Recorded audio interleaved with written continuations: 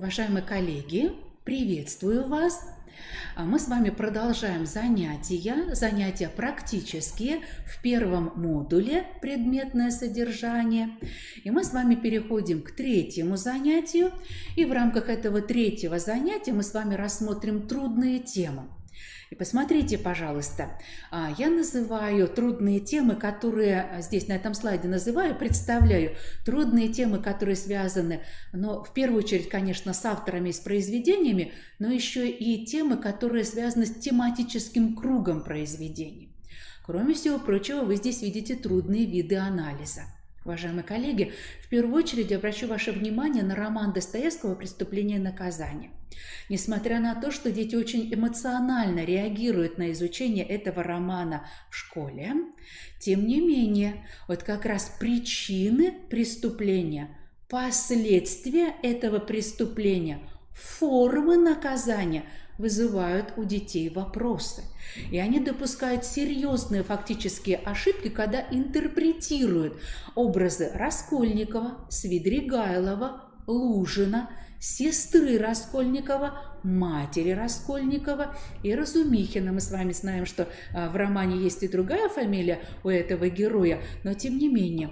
Уважаемые коллеги, обратите внимание, наибольшее количество фактических ошибок вот как раз возникает тогда, когда ребята берутся за анализ этого романа. Коллеги, обратите внимание и на психологический роман в нашей классике, русской классике. Это роман «Герой нашего времени». Несмотря на то, что достаточно подробно этот роман изучается в 9 классе, и тем не менее ученики затрудняются в определении причин безнравственных поступков Григория Александровича Печорина. Поэтому тогда, когда вы планируете обобщение в рамках подготовки к экзаменам или в рамках подготовки к итоговому сочинению, поработайте еще раз с характеристикой героев в этом романе, ибо это тоже поле, в котором дети допускают фактические ошибки. Коллеги, ошибки допускают дети и тогда, когда интерпретируют образы пьесы Островского «Гроза» и в романе эпопея Михаила Александровича Шолохова «Тихий дон». Но очень серьезные вопросы и трудности возникают у детей тогда, когда они обращаются к лирике Серебряного века. И упомяну и Анну Ахматову, и Марину Ивановну Цветаеву, и Бориса Леонидовича Пастернака. Уважаемые коллеги, лирические произведения, которые дают для анализа в 11 классе этих поэтов, вызывают затруднения. И у меня есть опыт оценки развернутых ответов, и вот как раз в развернутых ответах дети допускают ошибки, связанные с тем, что они не понимают историко-культурный контекст появления этих произведений. Им действительно сложно соотнести эти произведения с эпохой революции, с эпохой репрессий, и если мы говорим о творчестве Анны Андреевны Ахматовой, то и с периодом Великой Отечественной войны. Ну и, наконец, всегда очень сложна тема, это тема поэта и поэзии, для анализа сложна. Коллеги, посмотрите на трудные виды анализа. Затруднение вызывает, конечно, анализ лирического произведения. И мы с вами говорили на первом занятии, что, естественно, очень трудным является для детей сопоставительный анализ, поэтому алгоритмы сопоставительного анализа и призываю вас, коллеги, во-первых, в кейсах посмотреть, соотнести со своим опытом и в рамках итогового контроля, может быть, предложить коллегам вот эти планы, алгоритмы сопоставительного анализа произведений. Коллеги, а вот теперь обратите, пожалуйста, внимание на как раз кодификатор контрольных измерительных материалов. Я о кодификаторе и о том, как его использовать в работе с детьми, говорила на первом занятии. Говорила о том, что дети могут по этому кодификатору составить глоссарий и своего рода словарь наиболее сложных понятий, которые необходимо им использовать не только в рамках экзамена, но и в принципе, когда на уроках литературы они анализируют произведения. Но вот еще раз обращаю внимание на этот кодификатор, чтобы мы понимали, что трудность вызывают у детей как раз те задания, в формулировках которых они видят понятия, которые, может быть, в меньшей степени используют на уроках. Ну, например, лироэпос, ремарка, афоризм, оксюморон. Уважаемые коллеги, вот на эти понятия не случайно обращаю внимание, мы должны эти понятия использовать в формулировках своих заданий на уроках для того, чтобы дети могли воспользоваться этим теоретическим материалом. И таким образом мы бы снимали трудность этих тем, снижали трудность этих тем. Уважаемые коллеги, а вот теперь мы с вами обратимся непосредственно к заданию. И сегодня мы с вами тоже рассмотрим два задания, которые выполнены детьми. Итак, задание звучит так. В каком произведении отечественной или зарубежной литературы важную роль играет образ слуги? В чем схож или чем отличается этот персонаж от Захара, слуги, конечно, Захара, слуги Ильи Ильича Обломова, из романа Ивана Андреевича Гончарова «Обломов». На предыдущем занятии, уважаемые коллеги, на практикуме я разбирала, анализировала задания, которые выполнены в формате основного государственного экзамена. А теперь перед вами формат экзамена единого государственного. И еще раз обращаю внимание, об этом тоже уже упоминала на первом занятии, что вот в этом задании шестом теперь у детей есть возможность выбирать отечественную или зарубежную литературу. И в отличие от предыдущих лет, детям нужно сконцентрироваться на одном произведении. Это важное замечание, уважаемые коллеги, потому что если дети готовятся по контрольно-измерительным материалам, которые издавались в предыдущие годы, то, конечно, они могут найти путь сопоставления, это здорово, но при этом будут тратить свои силы для того, чтобы приводить в пример больше одного произведения. А если они работают с материалами в открытом доступе в сети интернет, то они тоже могут ложно сориентироваться на те материалы, в которых пока еще представлены два произведения, два героя, два автора. Поэтому, коллеги, обращаю и ваше внимание на это тоже. Ну что ж, уважаемые коллеги, на предыдущем занятии я вам показывала приемы, которые позволяют составить план ответа и, соответственно, отобрать содержание. Теперь еще один прием. Работаем с ключевым понятием. Коллеги, напомню, на предыдущем занятии мы с вами говорили о синонимах практически ко всем словам, которые использованы в формулировке вопроса, о приеме рассечения, который позволяет задать вопросы к тем словам, которые являются ключевыми, а теперь только одно понятие – слуга. И вот это понятие для того, чтобы дать ответ, сформулировать ответ на заданный вопрос, очень важно.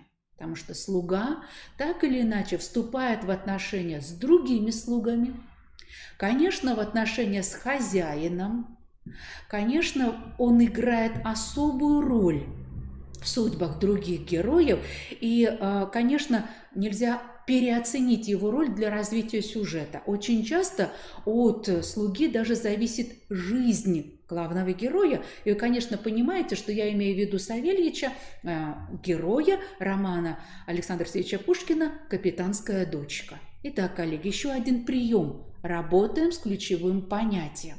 Отталкиваемся от этого понятия и пытаемся осознать, насколько это понятие важно. Давайте дальше.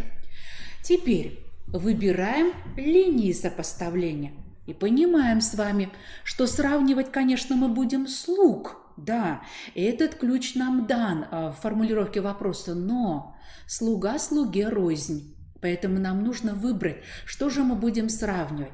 Мы можем сравнивать поведение, поступки, отношение к хозяину, ведущую черту этого героя, даже образ мышления и даже жизненные ценности. Вот как раз то, что сейчас вы видите выделено красным цветом, самим учащимся собрать очень сложно. Поэтому на наших уроках они как раз и должны научиться отбирать такой материал для разных героев. Уважаемые коллеги, по сути, перед вами часть плана сопоставительной характеристики, сравнительной характеристики. И если этот план дети начинают с 7 класса, а именно в 7 классе, изучая в некоторых классах чуть раньше, чуть позже, но все-таки в 7 классе, изучая повесть Тарас Бульба, прошу прощения, вдруг забыла название. Дети как раз и сравнивают главных героев, сыновей Тараса, Остапа и Андрея. Вот и в основной образовательной программе, в рабочей программе мы с вами знаем, что сопоставительная характеристика у нас как раз появляется в 7 классе. Так вот, если дети готовы уже этой сопоставительной характеристикой владеть, то, разумеется, и линии сопоставления они могут определить. Итак, уважаемые коллеги, ключевое понятие нами определено, линии сопоставления определены, и давайте посмотрим детскую работу. Итак, в каком произведении важную роль играет образ слуги? Посмотрите на тезис. Образ слуги, играющего значительную роль, мы можем найти в романе Пушкина «Капитанская дочка». Уважаемые коллеги, конечно, ребенок может построить свой ответ, отталкиваясь от Захара. Но дело в том, что предыдущее задание и так уже позволило обратить внимание на этого героя. Поэтому тот тезис, который нам сейчас задает ученик, тоже правильный. Итак, Савельич, слуга Петруши Гринева в романе Пушкина, человек глубоко преданный. Он свято хранит понятие чести дворового человека. Коллеги, посмотрите, вот как раз отталкиваясь от ключевого понятия «слуга», вот строит ученик свой ответ и подчеркивает преданность и вот эту святость отношения такое к своему статусу, к своему положению в жизни. Итак, родителями Петруши Савельичу было вверено беречь молодого барина, защищать его в случае необходимости, и он это делает самозабвенно. Он не позволяет тратить Гриневу деньги на карточную игру, отказывается отдавать шубу провожатому, который вывел их из метели. Таким образом, он защищает имущество барина. Итак, уважаемые коллеги, мы с вами видим, что ученик построил план таким образом, что мы видим поступки Савельича по отношению к своему хозяину. И эти поступки не просто названы. Посмотрите, какой уровень использования литературного материала. Они не просто названы, дана оценка. Имущество барина Савельич действительно самоотверженно защищает. Точно так же, как и жизнь. Посмотрите, какое сопоставление даже в тот момент, когда автор говорит, ребенок говорит только об одном герое. Также отчаянно он бросается спасать его жизнь, когда Пугачев выносит Петру смертный приговор. И вот что самое главное, спасает хозяина. В понятиях чести Савельич похож на Петра Гринева. Можно сказать, что в этом смысле он отражение своего барина. Вроде тоже и Захар. Персонаж предан Обломову. Гончаров пишет, как Захар, похваляясь перед слугами, выделяет барина, приписывая ему лучшие качества. Коллеги, мы, конечно, с вами знаем, что Захар не всегда таков, что очень часто он бранит своего хозяина, а вот лучшие качества Захар начал отмечать тогда, когда не стало Ильи Ильича. Но, тем не менее, простим такой фактически недочет этому ученику. Автор отмечает, что ради Обломова Захар пошел бы даже на смерть. Но вот самых простых обязанностей – убрать комнату, приготовить обед – Захар брать на себя не хочет. В этом смысле он тоже, как Савельич, отражение хозяина, ленив и больше лежит на лавке, либо сидит на кухне, распивая чай с кухаркой и другими слугами. Коллеги, посмотрите, пожалуйста, на эту работу с точки зрения того, как выдержан здесь коммуникативный замысел. Ни разу ученик не отступил от своей цели – сравнить слуг. Он нашел те аспекты, на которые нужно обратить внимание: отношение к хозяину, выполнение своих обязанностей, отражение хозяина. И вот в рамках этих аспектов он, конечно, выполнил свой коммуникативный замысел, и эта работа одна из хороших работ в рамках единого государственного экзамена по русскому языку. Коллеги, а вот теперь давайте мы с вами обратим внимание на работу развернутую, это сочинение. Мы с вами на предыдущем занятии сегодня в основном говорили о ответах развернутых, но все-таки там тоже объем ограничен. Это ответы, которые после прочтения после анализа эпизода, фрагмента учащиеся составляют, а вот теперь развернутый ответ – это сочинение. И вот посмотрите, пожалуйста, на вопрос. Евгений Базаров – новый герой или трагическая личность? У нас тема сочинения сформулирована в виде вопроса. И вот здесь вот как раз это «или» должно помочь ученику выбрать трактовку. Новый герой или личность? То ли ученик выберет первую часть и будет доказывать, что Евгений Базаров настолько силен с точки зрения личностных качеств, что он действительно новый герой, или же все-таки это трагическая личность, которая сама потом переживет сомнения в том, насколько правильны были позиции изначально заявлены. Посмотрите, пожалуйста, на материал, который есть на слайде. Коллеги, перед вами вступление. И, конечно, с детьми нужно отдельно говорить о типах вступлений. Здесь представлены не все типы вступлений. Да, это могут быть риторические вопросы, обращенные к тому поколению или к современным людям, молодым.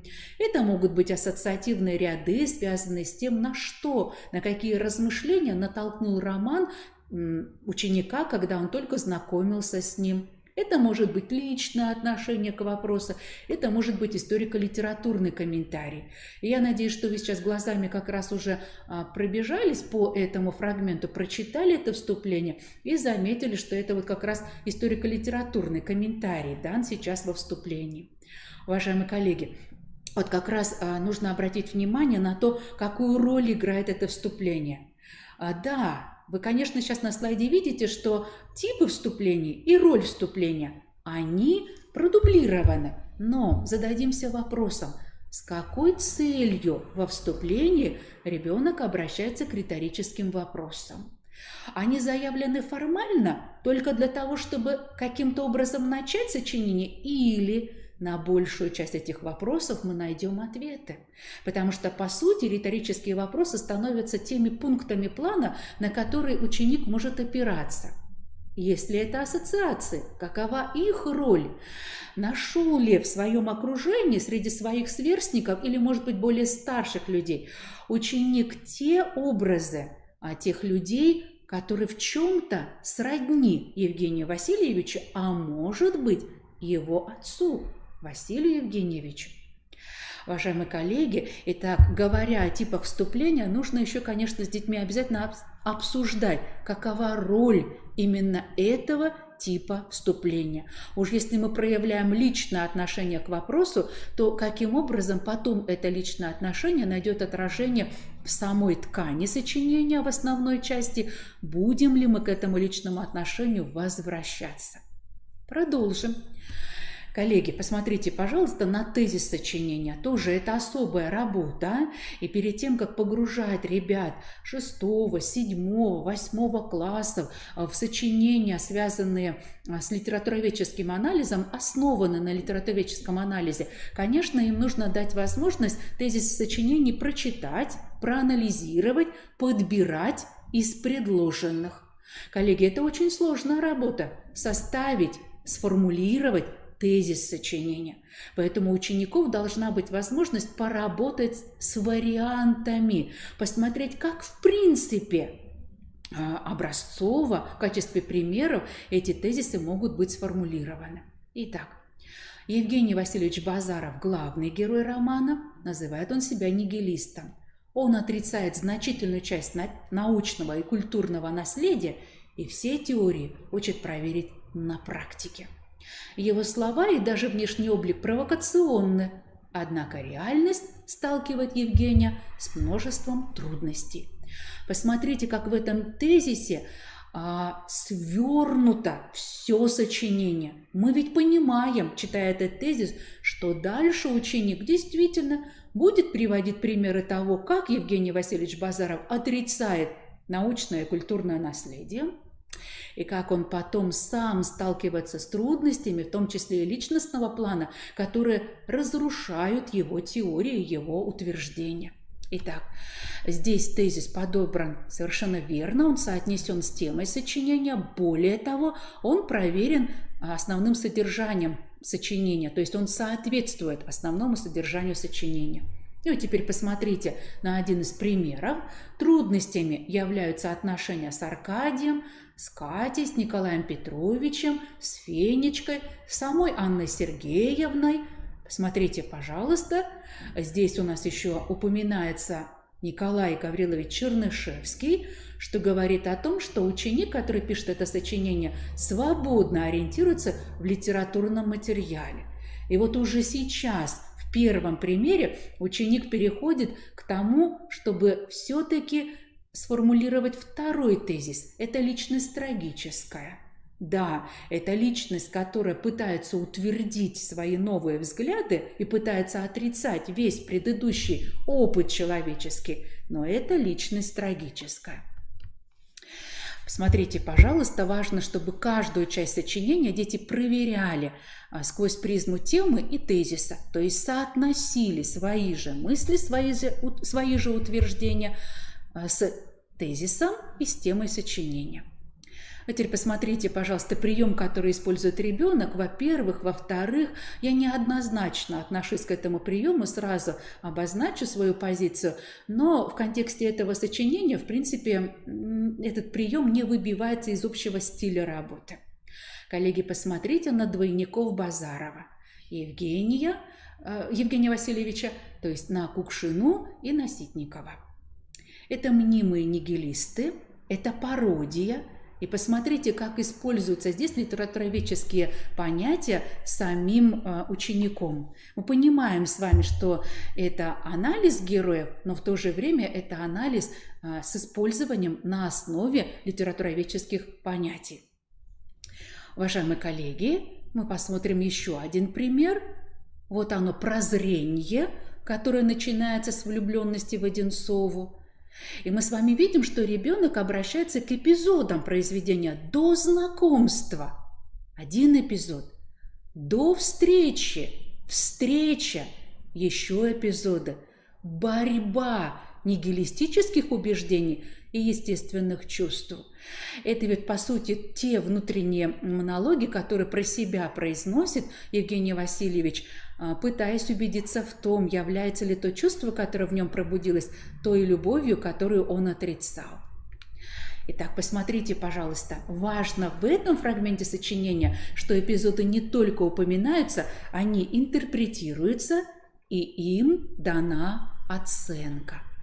Ну и, наконец, дальше, уважаемые коллеги, посмотрите, пожалуйста, это уже обращение к отдельным деталям. Да, героя не стало, но вот они повествовательные детали, судьбы героев. Судьба Аркадия, Николая Петровича, Павла Петровича, Анны Одинцовой, родителей Базарова. И посмотрите, пожалуйста, здесь мы везде видим оценочные слова. Не просто пересказ, а оценка. Счастливы, в семьях, социальный статус, темперамент, отъезд за границу. И посмотрите вот эту повествовательную деталь. Пепельница в форме лаптя. Мы понимаем, что здесь проявляется ирония Ивана Сергеевича Тургенева по отношению к образу Павла Петровича, но сочинение не посвящено Павлу Петровичу, поэтому, конечно, здесь много об этой детали, а ученик не говорит, не размышляет. Ну вот теперь давайте мы с вами обратимся к заключению, к выводу, собственно говоря. Уважаемые коллеги, обратите внимание на то, что в этой работе сохранена стилистика, сохранены, конечно, все недочеты, которые вы тоже заметили. И вот посмотрите, пожалуйста, на обороты, которые использует ученик. В заключение скажу еще раз. Действительно, ученик уже эту мысль упоминал, и теперь, чтобы ему не засчитали логическую ошибку, он и дает такое отступление, в свой же адрес. Итак, Базаров – трагическая личность. И всем ходом романа Тургенев пытается это доказать. Коллеги, дети часто используют слова «автор хочет передать», «автор пытается доказать». Конечно, здесь есть речевой недочет, и тем не менее, с точки зрения ребят, вот в силу их жизненного опыта, наверное, мы можем с вами принять такой подход, потому что мы с вами с точки зрения профессионального опыта говорим о том, что автор уже все, что мог выразить, выразил, а здесь вот пытается доказать. Итак, писатель не видит будущего за героями-нигилистами. И обратите внимание на те вот как раз нюансы, на которые тоже я обращаю ваше внимание на этом слайде. Итак, ученик в этом сочинении тоже четко заявил свой коммуникативный замысел. Он видит в Базареве трагическую личность, и он показал в отношениях с какими героями, в каких эпизодах трагизм этой личности больше всего выражен.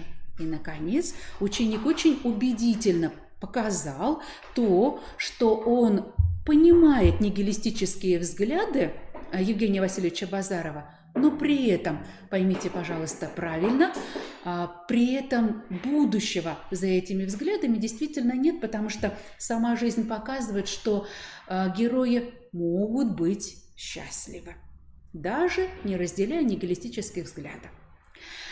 Итак, уважаемые коллеги, сегодня мы с вами еще раз обратили внимание на виды заданий не случайно. В кейсе и к этому практикуму вы увидите полные сочинения ребят в формате ЕГЭ, развернутые ответы ребят в формате ЕГЭ. И задача ваша тоже будет посмотреть те планы, на которые ребята ориентировались. Еще раз повторю, ваш итоговый контроль представлен в первом занятии. Вы можете к нему вернуться, еще раз посмотреть. Коллеги, вам нужно будет подобрать, скорректировать или самим разработать алгоритм анализа эпизода, алгоритм анализа лирического произведения, алгоритм сопоставительной характеристики героев или сопоставительного анализа произведений. Это первая часть. Вторая часть. Вам будут предложены варианты заданий для развернутых ответов. Коллеги, не сочинений полноформатных, а развернутых ответов, как раз связанных с анализом эпизода или с анализом лирического произведения. Вы выберете задания. Все эти задания вы будете размещать в папке, в которой размещены кейсы и в которой, соответственно, размещено расписание наших с вами занятий. Коллеги, мы с вами, конечно, будем проявлять профессиональную этику. Прошу вас не удалять чужие материалы и не закачивать чужие материалы. Мы, когда с вами перейдем ко второму модулю, я вам порекомендую некоторые из материалов, которые будут проверены. И мы таким образом с вами обменяемся этими наработками, нашими методическими разработками. Уважаемые коллеги, на этом лекционный материал в рамках этого модуля «Предметное содержание» нами завершен. Я желаю вам плодотворной работы с практическими материалами в формате кейсов. Конечно же, желаю профессиональных успехов. Всего доброго!